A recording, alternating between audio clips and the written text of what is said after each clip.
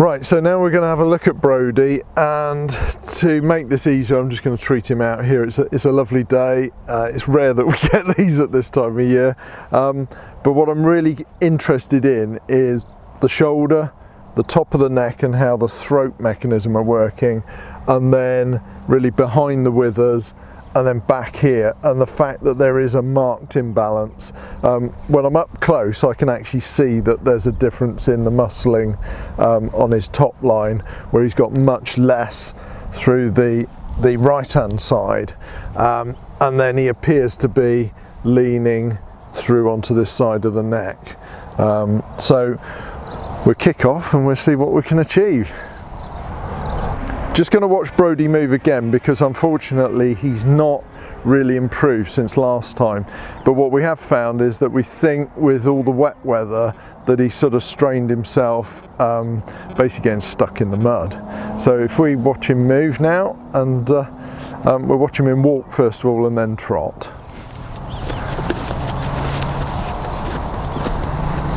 What I'm really interested in is this hind limb action, and see there where he just dipped and he dropped.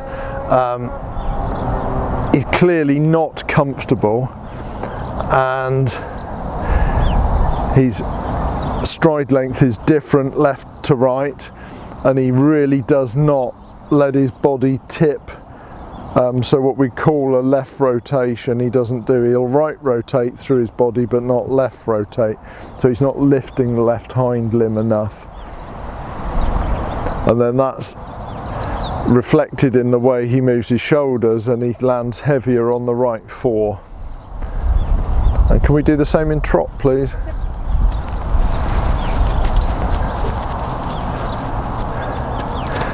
And look at that transition, he's not comfortable at all.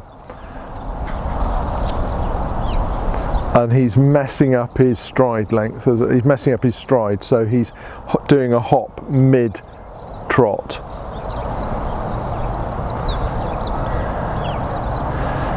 And coming forwards again, look at him, and he's moving on what we call a 3-track, so the left hind's moving into the midline and he's stumbling as well, so he's really not doing as well as I'd like to see him doing. Now I'd like to see him turn in a tight circle, so if we get him turning to the left first of all, please.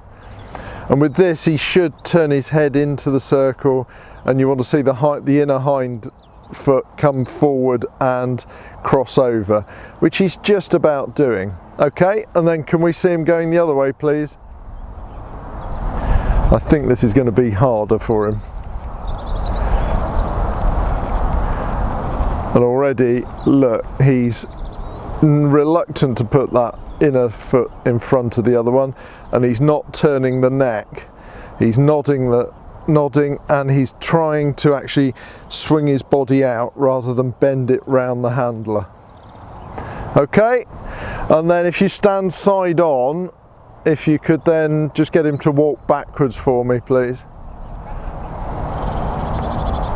And again, he's not doing a nice smooth movement with this. Right hind doesn't want to go back very far. He doesn't want to stand on that left hind long enough to let the right hind go back, and he is very gently veering off to the right. That's great, thanks. So now we better have a look at him and see what we can do to try and sort this mess out.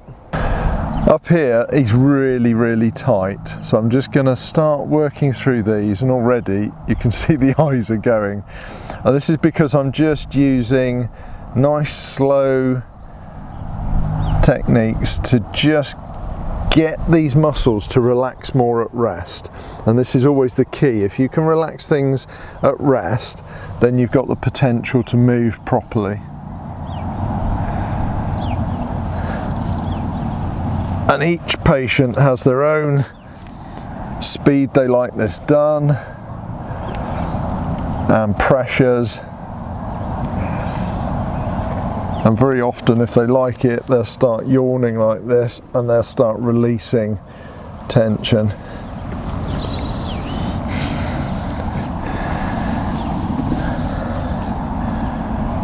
That's good. Now I want to sort of get these tissues here, which are far too tight, I want to get these to release somewhat, so then the head and neck can swing through the shoulders, because really this should be the pivot point for the horse, with the power coming from further behind.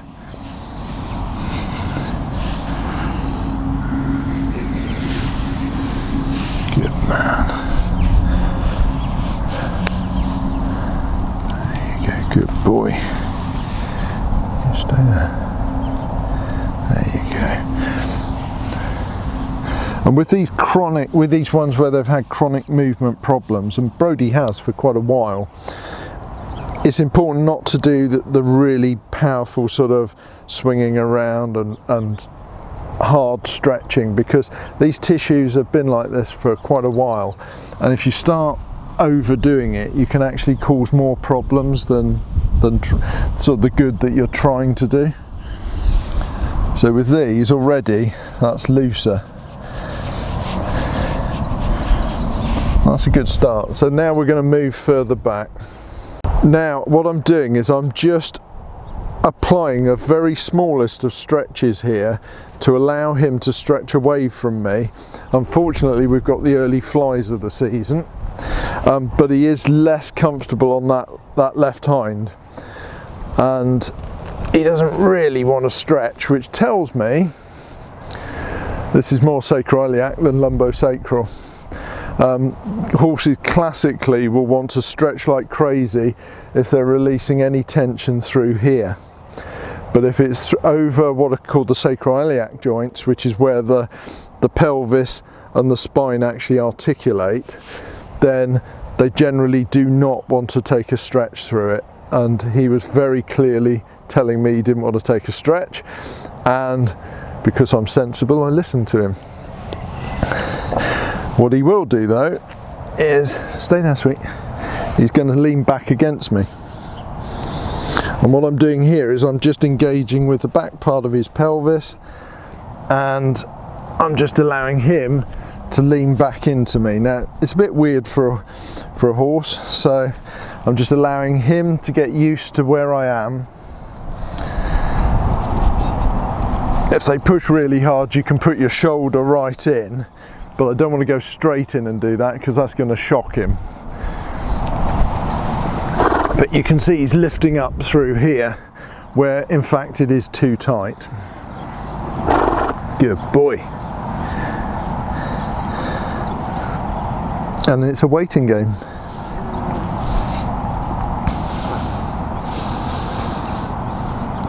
It's actually putting more and more weight through. He leans back, then he panics a bit, takes his weight off, and now he's going to let me take more of his weight. So you can see he's resting this leg now and then taking the weight. So as long as he's happy, I'm just going to try and put my shoulder in here. Let me know if he's not. Okay, so now he's leaning back further, so I'm able to offer much more purchase for him with my shoulder. And this is where you want them slightly taller because he's quite short, and he's just leaning quite a bit of weight back into me at the moment. Then he's going to gently come off and then go back on again. There you go. All right, fella. All right, I know. Right. So now, just going to see if he'll take the other side. Okay. Right, just let me know if he's not happy with this. So I'm just going to try the other side now. Because obviously the way he's been moving, he's going to have been affecting both of the sacroiliac joints, not just the side where we could clearly see he was struggling.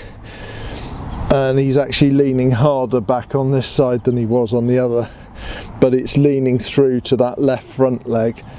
So I'm just going to maintain that, so he's got a point he can push back into until he wants to move, and then he's saying he's had enough of that.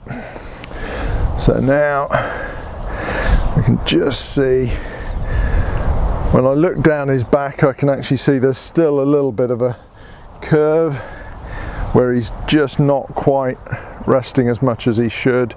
And now, again, I'm literally just applying a tiny bit of tension for him to pull away on, because I want him now to see if he will stretch through a little bit more, which he is. And all this is quite gentle because he's a very sensitive little chap, and he's been dealing with this for quite a while, and like a lot of these animals, they put up with a lot, but when they get to their limit, that's as much as they can take.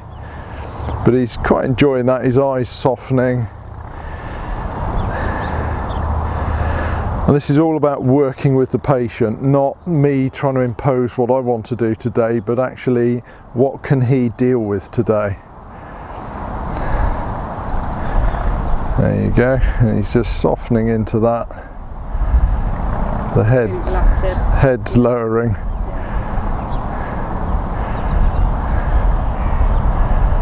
And that's literally just one hand with probably about 20-30 kilos of pressure, and he's just got a fly on him. There you go, so he's going to want to come off. Good man, but we want you to know that you're okay. Cool. Right, so we will see how he does now. I think what I'm probably going to have to do is treat him more often, because he's done something that unfortunately he's got to learn he can move okay again, and what he will do is, of course, he'll move around, and when he gets a bit tired or sore, then he's likely to revert back to this lame pattern.